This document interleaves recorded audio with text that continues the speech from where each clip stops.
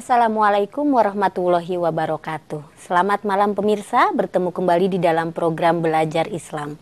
Bersama Alimat, Gerakan untuk Kesetaraan dan Keadilan Hukum Keluarga di Indonesia, kita akan mendiskusikan mengenai persoalan keturunan.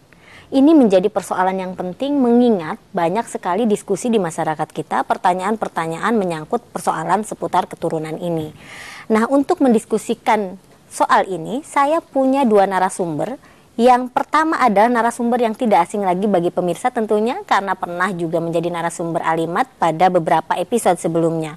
Yang pertama adalah Kang Hasim Adnan. Assalamualaikum Kang. Waalaikumsalam warahmatullahi wabarakatuh. Senang bisa bertemu kembali dalam Belajar Islam ya pastinya. Dan yang kedua adalah seorang aktivis perempuan yang mungkin baru pemirsa kenal, tapi sesungguhnya aktivitasnya sudah luar biasa mengawal isu-isu pemberdayaan perempuan. Beliau adalah Mbak Sri Sabahatun. Assalamualaikum Mbak Sri. Waalaikumsalam, selamat malam. Sehat ya? Alhamdulillah. Pemirsa, Mbak Sri ini jauh dari Palembang, baru tiba tapi punya semangat yang luar biasa untuk bertemu dan diskusi bersama kita semua. Juga Kang Hasim Adnan yang selama ini aktif di Inkres, Bandung. Jauh-jauh dari Bandung juga tentunya punya spirit dan yang luar biasa untuk bisa berdiskusi mengenai persoalan keturunan ini. Nah, pemirsa tentu ingin mengetahui kenapa kita menganggap isu mengenai keturunan ini menjadi penting untuk didiskusikan. Karena saat ini kita melihat banyak sekali, tidak sedikit keluarga-keluarga di Indonesia yang kemudian mengalami sebuah persoalan yang cukup rumit ketika mendiskusikan mengenai soal keturunan. Ada anggapan keturunan itu menjadi tanggung jawab suami istri, tapi juga ada pandangan bahwa ketika sebuah keluarga tidak mempunyai keturunan atau buah hati, maka itu menjadi tanggung jawab dari istri saja. Sehingga kemudian ini menimbulkan rangkaian persoalan yang tidak mudah dituntaskan begitu. Nah, untuk berbagai fakta munculnya persoalan-persoalan keluarga yang kemudian lahir dari persoalan belum selesainya pandangan soal keturunan ini, apa yang bisa Kang Hasim sampaikan pendapatnya? Iya, saya kira persoalan keturunan itu persoalan tripartit ya istilahnya itu, atau tiga pihak. Yang saya maksud tiga pihak itu duanya adalah pasangan suami istri sendiri, lalu yang ketiganya Allah Subhanahu Wa Taala. Jadi kalau ada anggapan selama ini yang berkembang di masyarakat bahwa keturunan itu lebih banyak dibebankan pada istri, gitu, karena ada yang mempunyai organ reproduksi, itu juga kurang bijak. Pun ketika misalkan ada anggapan itu suaminya kali, jadi memang harus ada keseimbangan antara suami dan istri, termasuk kepasrahan pasangan tersebut terhadap kehendak yang diberikan oleh Allah Subhanahu Wa Taala. Karena yang meniupkan ruh itu kan Allah Subhanahu Wa Taala. Jadi ada tidak adanya keturunan itu memang juga sangat bergantung atas takdir dari Allah Subhanahu Wa Taala. Jadi tidak bijak rasanya kalau membincang persoalan keturunan itu hanya bicara pada pasangan aja, tapi juga pada bagaimana kita selaku hambanya itu juga pasrah terhadap ketentuan yang diberikan. Kan bisa jadi ketika misalkan seseorang sebuah pasangan suami istri belum diberikan kepercayaan untuk memiliki keturunan, itu kan sebagai sebuah cobaan atau misalkan bahan refleksi ya, introspeksi bagi pasangan tersebut untuk setidaknya mempersiapkan lebih jauh, lebih matang untuk menyambut taruhlah misalkan buah hati yang diidam-idamkan. Saya kira itu. Tapi di dalam agama kan salah satu kemudian cita-cita orang ketika melakukan pernikahan, maka kemudian adalah memiliki atau meneruskan keturunan sebagaimana agama mentitahkan seperti itu. Nah, apakah konsep ini itu masih relevan jika dibenturkan dengan banyak sekali keluarga yang tidak bisa memiliki keturunan misalnya dalam sebuah keluarga? Gimana Mbak Sri? Kita kembali dulu pada tujuan pernikahan. Apa tujuan pernikahan?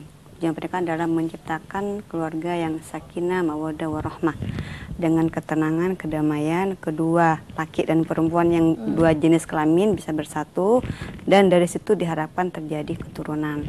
Bahkan Rasulullah sendiri menganjurkan sebelum sang laki-laki memilih istrinya, sabda Rasulullah, takhayyaru linutfatikum, pilihlah kamu terhadap nutfah kamu. Artinya wanita yang akan kamu hidup bersama, karena keturunan itu sangat berpengaruh pada anak. Siapa ibunya, siapa bapaknya itu sangat pengaruh pada anak. Kalau umpamanya ibunya baik, anak bapaknya juga baik, itu anaknya insya Allah akan baik. Tapi kalau salah satu ada yang timpang, itu akan pengaruh pada kepribadian anak. Bahkan kata dalam kalau Indonesia, pohon buah tidak jauh dari pohonnya jatuh, itu tidak jauh dari pangkalnya. Makanya itu sangat berhati-hati. Tetapi dalam sendiri itu tidak bisa diartikan harus suami istri, tapi memang kata Bapak tadi itu adalah ketentuan Allah.